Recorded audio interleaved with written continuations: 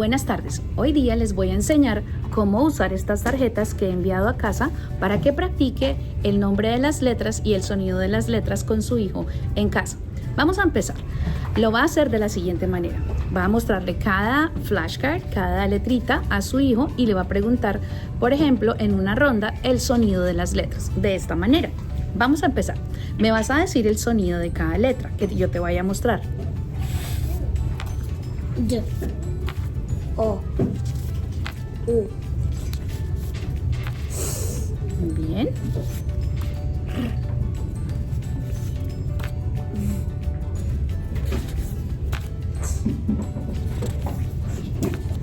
Y. Se puede decir Y o se puede decir I, ¿verdad? Bien. B. Bien.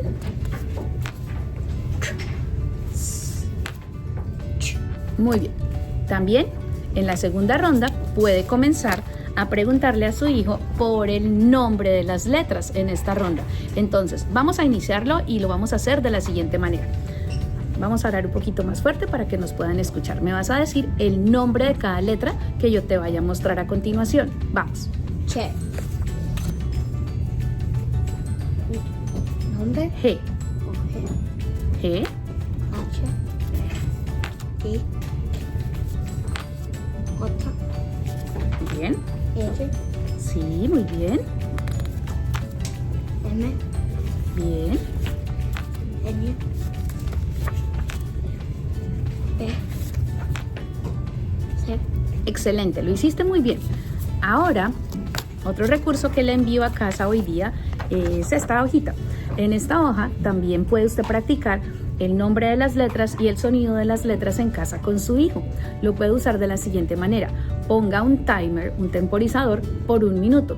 En ese minuto, haga que su hijo lea, diga el nombre de estas palabras por 1 minuto. Y luego, haga que su hijo diga el sonido de estas letras en 1 minuto.